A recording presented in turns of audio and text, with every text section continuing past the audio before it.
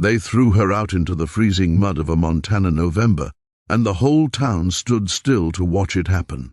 Aurora Alley landed on her knees with a gasp as her battered trunk splashed beside her, brown water soaking through her thin skirt. The front door of Mrs. Higgins's boarding house slammed shut so hard that glass rattled in its frame. "And do not come back until you have silver," Mrs. Higgins shrieked from the porch. "I run a respectable house, not a shelter for pretty drifters with empty pockets." Aurora pushed herself upright, her hands shaking as she wiped mud from her cheek. The cold cut through her calico dress, but it was not the weather that hurt the most, it was the eyes on her.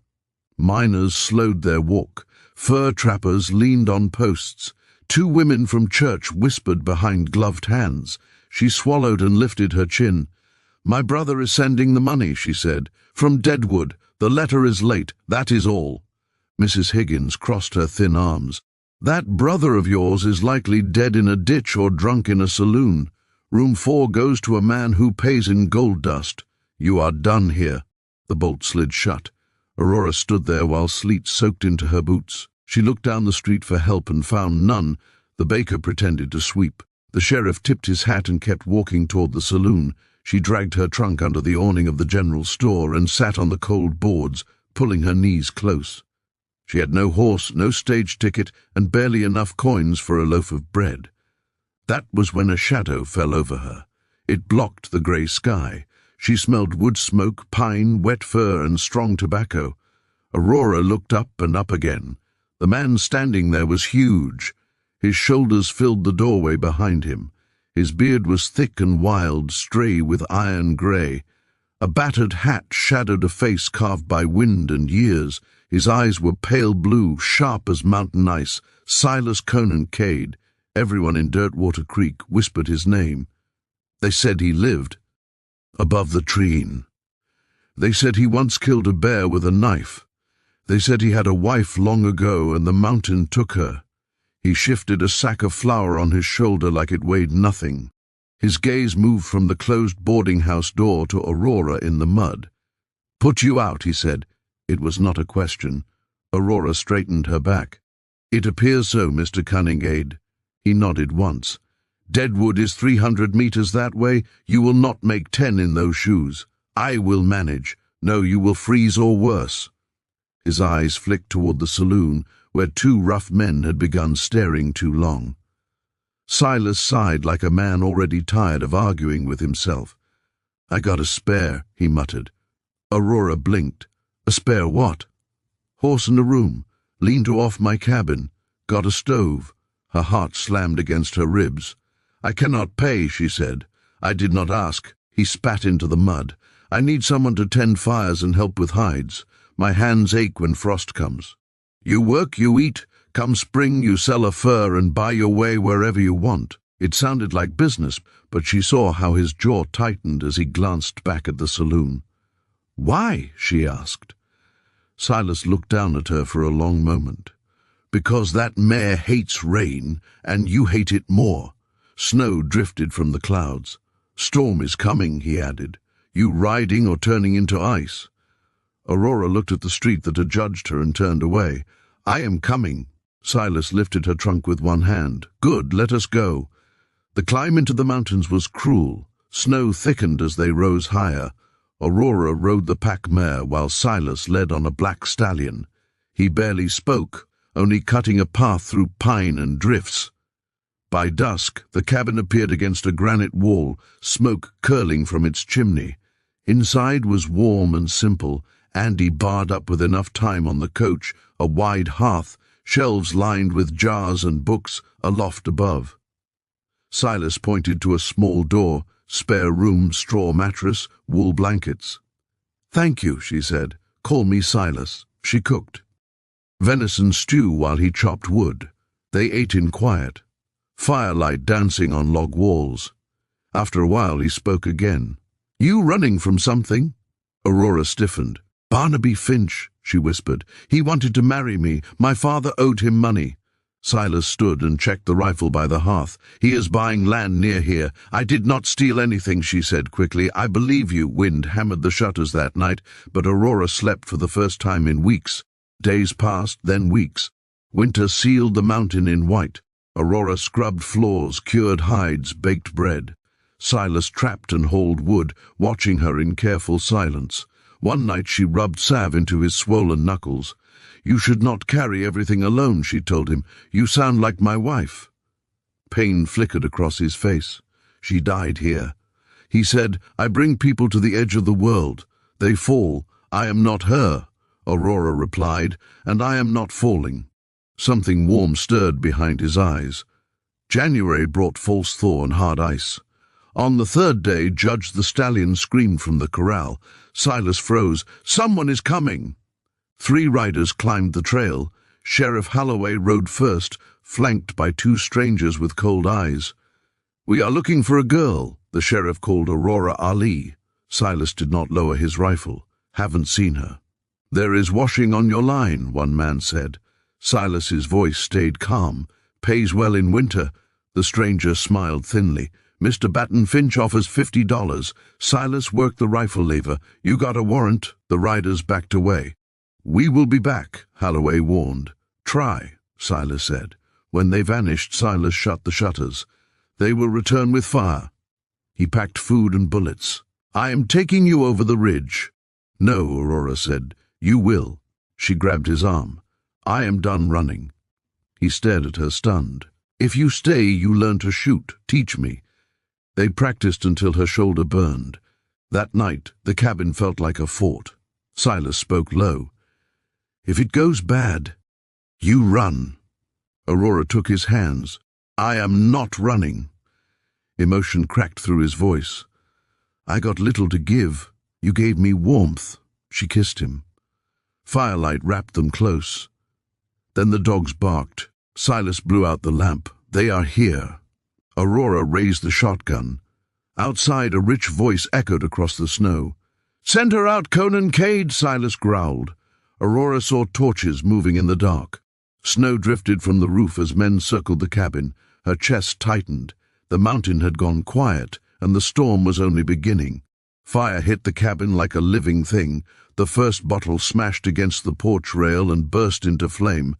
The dry wood caught fast, licking upward as sparks scattered into the snow.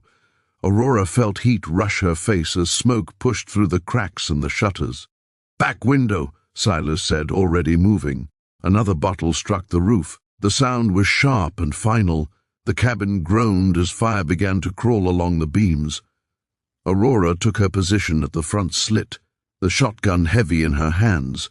Her breath came fast, but her grip stayed firm. She remembered the tin cans. She remembered becoming the rock. A man ran toward the door with an axe raised. Aurora fired. The blast tore through the door and sent the man spinning into the snow with a scream. The recoil slammed her shoulder, but she stayed on her feet. "She's shooting!" someone yelled. At the back of the cabin, Silas fired his rifle. One man dropped near the smokehouse. Another ducked behind a tree. Flames climbed higher. Smoke rolled along the ceiling, thick and choking. "We cannot hold this," Silas shouted. "The roof will go. What do we do?" Aurora called back. Silas grabbed a skillet and a chair. "I draw them. You go out back and cover me." "No," Aurora said. Silas shoved her toward the rear room. "Go." The front door burst open under gunfire. Silas charged out with a roar that echoed off the canyon walls. Aurora scrambled through the back window, dropping hard into the snow. Heat scorched her back as she crawled toward the woodpile. She peeked around the logs and saw Silas firing from the porch. Fearless and furious, a shot cracked. Silas stumbled. Aurora's heart stopped. 2 men rushed him. One kicked his ribs, another stomped his wrist. Silas fell, gasping, blood dark against the snow. A tall man rode closer, his coat trimmed with fur, his smile cruel. "Where is she?" Barnaby Finch demanded. Silas spat blood. "Gone." Finch raised his gun. Aurora stood up. "Finch!" she screamed. He turned, startled. Aurora fired at his saddle strap. The horse screamed and reared. The buckle snapped. Finch slid sideways, his foot caught in a stirrup as the horse bolted. Judge burst from the barn like a demon charging through smoke and flame. Men shouted, horses panicked. Aurora ran to Silas. Up, she yelled, hauling him to his feet. They stumbled into the trees as the cabin roof collapsed in a shower of sparks behind them. Branches whipped Aurora's face as she dragged Silas deeper into the forest. His weight was enormous, but fear gave her strength. They did not stop until the sounds of shouting faded behind them. Silas sagged against a tree, pale and shaking. "You stayed," he breathed. "I told you," Aurora said, tearing her skirt to bind his leg. "I am not leaving." Behind them, Finch screamed orders, his voice wild with rage. Silas forced himself upright. "We go to Devil's Throat." The ravine cut through the mountain like a wound. A single fallen log bridged the gap, slick with ice. Below it, the river roared in darkness. Aurora crossed first, her hands numb, her heart pounding. She turned and reached out. Silas crawled onto the log, teeth clenched. A bullet chipped the wood near his hand. Finch stepped into view, bloodied and shaking, gun raised. "Nowhere left," Finch shouted. Aurora looked up at the snow shelf above him. She raised the revolver and fired straight up. The sound cracked through the canyon again. "Again," the mountain answered. The snow broke loose with a thunderous roar. White fury swallowed Finch and his men, dragging them into the ravine below. Silence followed. Aurora fell to her knees on the far side, sobbing. Silas laughed weakly. "You knocked." They reached an old trapper's cave before dawn. Aurora built a fire and held Silas through the fever that came with night. He lived.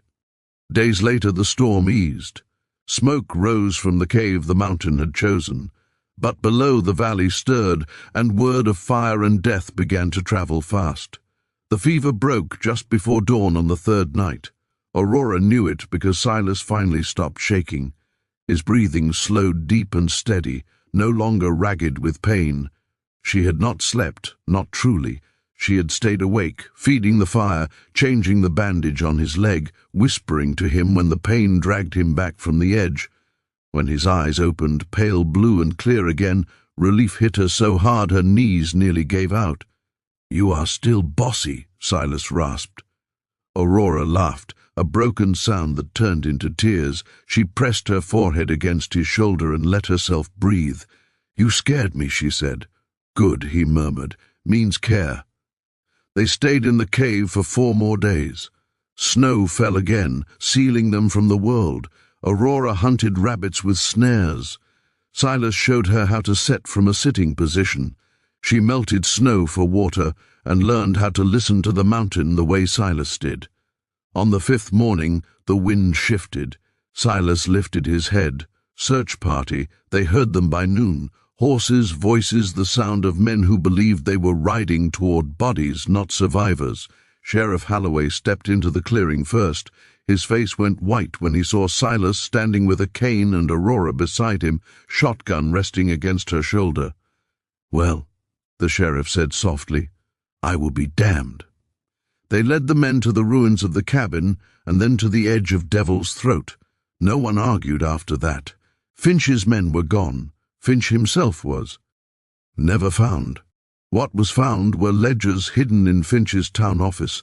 Bribes, forged letters, false debts. The sheriff did not look proud when he brought the news up the mountain, but he looked relieved. "The land is yours," he told Aurora, "all of it. Finch's claims are void." Aurora listened, then looked at Silas. "I do not want land," she said. "I want home." Spring came slow but certain. Silas built again, this time lower on the slope where the wind was kinder. Aurora hauled boards and hammered nails until her hands blistered. Thomas arrived one morning on a tired horse, thinner than she remembered, but alive. The letter had been a lie. Aurora cried harder than she had the night of the fire. Thomas stared at Silas with wide eyes. "Is this the man who took you into the mountains?" Aurora took Silas's scarred hand. "He did not take me, he saved me."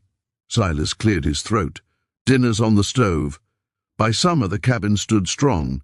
2 rocking chairs faced the valley. Wolfhounds slept in the shade. Silas walked with a limp, but his hands were steadier. Aurora laughed more than she cried. Sometimes people rode up the trail just to see the woman who faced fire and avalanche and lived. Aurora always smiled and shook her head. It was not bravery, she said. It was love. At night, when the mountain grew quiet, Silas would sit beside her and listen to the wind. He was not lonely anymore. He had offered his spare, and in return he had been given.